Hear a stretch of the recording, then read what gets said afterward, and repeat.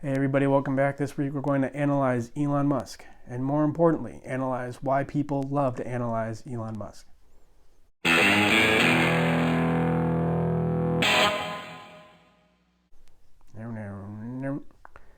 What's more predictable than an Elon meltdown is, of course, people analyzing an Elon meltdown, figuring out why he acts the way that he does act. Is it because his dad was psychotic? Is it because he was beat up in high school? Who knows? I think our view of Elon may actually say more about us than it does Elon. I mean, we see this phenomenon come up a bunch. I'm reading this John Adams biography by David McCullough. And what was Adams criticized for the most for later in his career? He wasn't diplomatic enough. He wasn't enough of a politician. He was too direct in his communication. But how did he rise to power? How did he become popular? Why was he so valuable to the Constitutional Convention? It's because he was able to speak directly to the issue. He was the best orator in the room. Same thing with Thomas Jefferson. Right? What was he criticized for later in life? Being aloof, not being well connected, not being very political. But what made him so popular again in the Constitutional Convention is he was a thinker. He isolated. He was able to put himself in a situation where he could get a lot of thinking done. He was more introspective. Doesn't lend him to being the best politician. And we see the same thing coming up in this Michael Jordan documentary, The Last Dance. I mean, you have the greatest basketball player in the world. As a LeBron fan, that's difficult to say, but Michael Jordan is way better than LeBron, as best as I can judge by my total lack of basketball knowledge.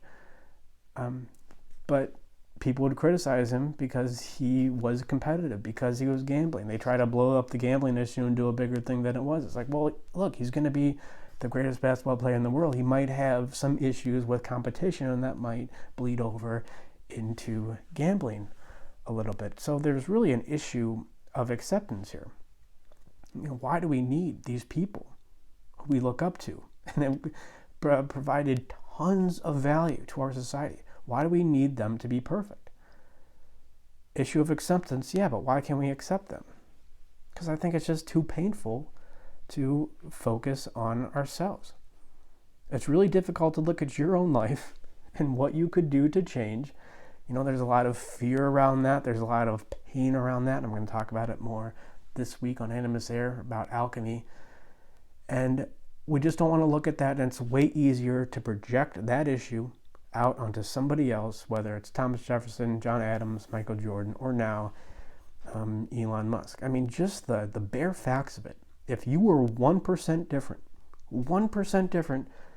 that would change your life way more than if Elon was 100% completely different. And as I discussed last week, or no, maybe not last week, but 2 weeks ago, my video about the secondary emotional payoff, something I talk about a lot. But when we complain about something, it puts us in the state of I know, victimhood, but also perhaps self-pity. And that state of victimhood, self-pity, woe is me, and perhaps, a little element of self-righteousness thrown in there, that is very addictive. That can be very addictive. So what we find ourselves doing is complaining about somebody outside of ourselves in order to get that feeling, and all of that whole psychological loop that we go through is all a distraction from what we need to do to change. And this is especially alluring. This is especially alluring and important to keep in mind when you're right. Now, maybe some criticism you have of Elon is totally 100% right. I mean, yeah, you just had this new kid with his girlfriend, and they named it like AX112 or something, right? I mean, just Elon's kind of a weird guy, so you can look at that one thing and go, oh man, he must be really crazy. And maybe you're right. Maybe he is a little bit nuts.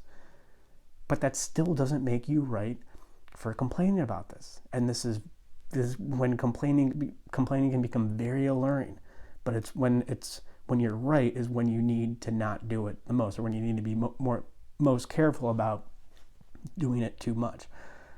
Like when people complain about cultural issues all the time in therapy, when people come in and complain about cultural issues, you might think, oh, well, they're wrong because they're wrong about what they're complaining about.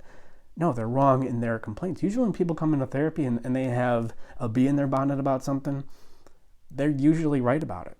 Whether from the left or right, it doesn't matter. They can pick out one thing that they're right about. And that's why they get latched onto that one thing. Wasn't running the group, but this is back in grad school. I was shadowing a group, and this guy, so it was probably 2013, and this guy kept bringing up that old church pastor who was caught with a male prostitute and smoking crack, Ted Haggard. He kept complaining about that one guy from Colorado Springs, like, right? So you're right. Ted Haggard was wrong, right? He was projecting out his shadow by wanting to criminalize gay marriage. But you're wrong for complaining about Ted Haggard. That's all a distraction from your own issue. Whenever somebody complains about a political issue, I'm sure whatever political issue you're most upset about, you're right. But that doesn't make you right for complaining about it. The resentment around the issue can still be wrong, even if you're right about the issue. And, this is especially true. We can all look at somebody who has wronged us, whether a ex-girlfriend or a friend or, no. You can always find somebody who wronged you, and you're right about that one situation. But focusing on that one situation is more often than not a distraction from the real issue. So, I'm not sure if there's anything wrong with Elon. Maybe there is. But what I can say for sure is that you're wrong for complaining about Elon, even if you're right. Complaining about Elon is 100% a distraction from your own issue. But of course, the question is, what is your issue? What is your psychological issue? I mean, this is something that psychology as a field has been out to lunch on for quite a while, but this is what we figured out here at Animus, is not only what emotional issues are, but what emotions are, how they work specifically. We have a way of doing therapy that can really zero in on what an issue is within a few sessions. So if you're interested in that, if you want to find out more, animusempire.com/schedule. We do free 30-minute consultations. If you're not interested in working with me, that's totally fine, and you just want to reach out and talk to somebody, maybe get some guidance on what your next step should be in your quest for psychological completeness, well, I'm happy to do that too.